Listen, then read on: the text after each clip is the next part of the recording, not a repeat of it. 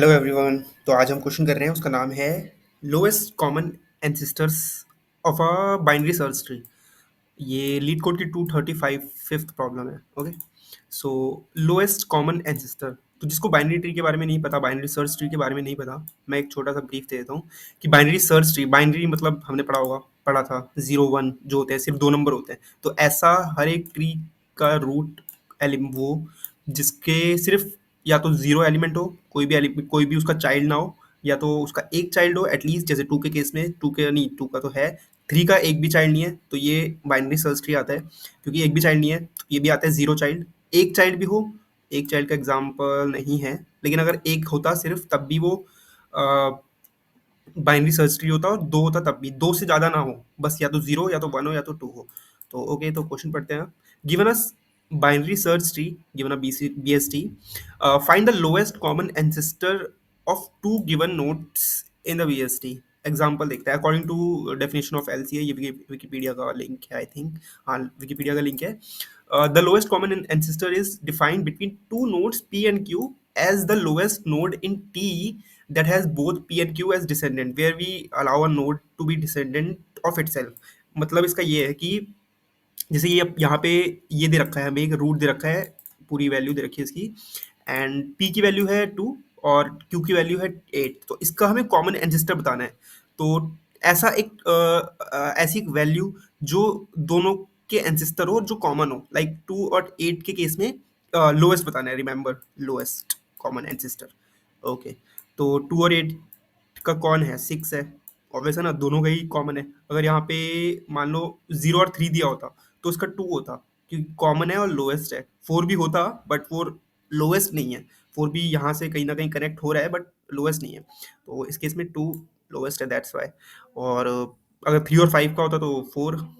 5 और 7 का अगर बोलते तो इनका जो लोएस्ट है वो 6 होता। 6 होता lowest common ancestor, remember. Okay. Hmm अब इस वाले एग्जांपल में बोला है 2 और 4। अब 2 और 4 में से कौन किसका एंसेस्टर है, कौन किसका, मतलब ये 4 तो 2 का चाइल्ड है, तो एंसेस्टर की बात हो रही है। सीनियर लेवल, एक लेवल बढ़ेगी, तो छोटे में 2 आता है। ओके, तो थर्ड एग्जांपल लिखते हैं 2 और 1। अब 2 और 1 में बहुत लोग कहेंगे 1 क्यों नहीं, क्योंकि जो रूट है उसकी वैल्यू 2 से स्टार्ट हो रही है एंड 2 का चाइल्ड है 1। तो कॉमन बोला है और एंसेस्टर बोला है, चाइल्ड नहीं बोला, स्मॉलेस्ट नहीं बोला, कॉमन बोला है। तो that's why 2।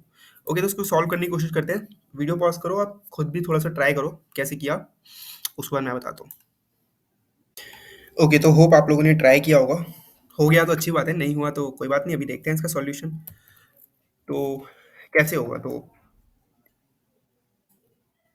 Lowest common ancestor, तो p की वैल्यू अगर p की वैल्यू, p क्या है इसमें, 2 है और 8 है, q 8 है, तो अगर p की वैल्यू रूट की वैल्यू से छोटी होगी, रूट कितना है इसमें, इस फर्स्ट वाले एग्जांपल में रूट है 6, तो रूट की वैल्यू से अगर छोटी होगी, तो मतलब अगर p की वैल्यू रूट की वैल्यू से छोटी होगी एंड q की वैल्यू अगर छोटी होगी रूट वैल्यू से, इन दैट केस हम ट्रेवर्स करेंगे लेफ्ट साइड को। अभी मैं बताता हूँ इसको कैसे किया। Root dot left P and Q. Okay, तो इसका मतलब ये है कि अगर टू और, जैसे इस केस में सेकंड वाले एग्जांपल में अगर हम देखें तो 2 और 4 दोनों ही जो रूट वैल्यू है 6 उससे छोटे हैं, तो इस केस में हम इधर तो जाने का मतलब ही नहीं बनता राइट साइड में, तो हम पूरा अपना जो ट्रेवर्सिंग है वो लेफ्ट साइड में करेंगे। एक नीचे और आएंगे हम और तब उसको यहाँ से ट्रेवर्स करेंगे। इन दैट केस रूट बन जाएगा हमारा 2 और उसका एंसेस्टर हो जाएगा 4। तो इन दोनों में उसका एंसेस्टर मतलब उसका चाइल्ड हो जाएगा 4। तो इन दोनों में एंसेस्टर कौन है? 2 है, तो आंसर आ जाएगा 2 हमारा।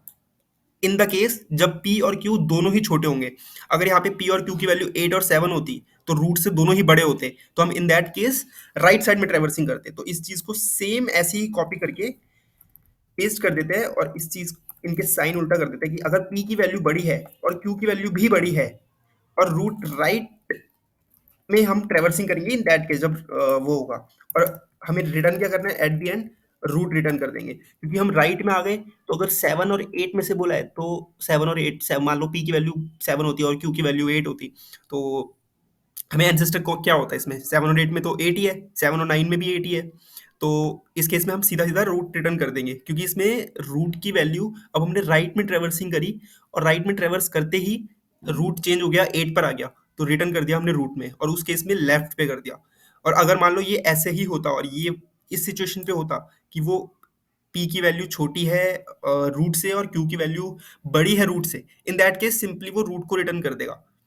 ओके, सबमिट करते हैं कोड। कोड सबमिट हो गया और होप कि ये चल जाए। ओके, कोड चल गया। सो होप आपको समझ में आया होगा। अगर डाउट आता है, ये बहुत इजी लेवल क्वेश्चन था, बट इंपॉर्टेंट है, बहुत इंपॉर्टेंट क्वेश्चन है। तो अगर आपको कोई भी डाउट है तो कमेंट सेक्शन में पूछ लेना, मैं ज़रूर आंसर करूंगा। Thanks for watching this video.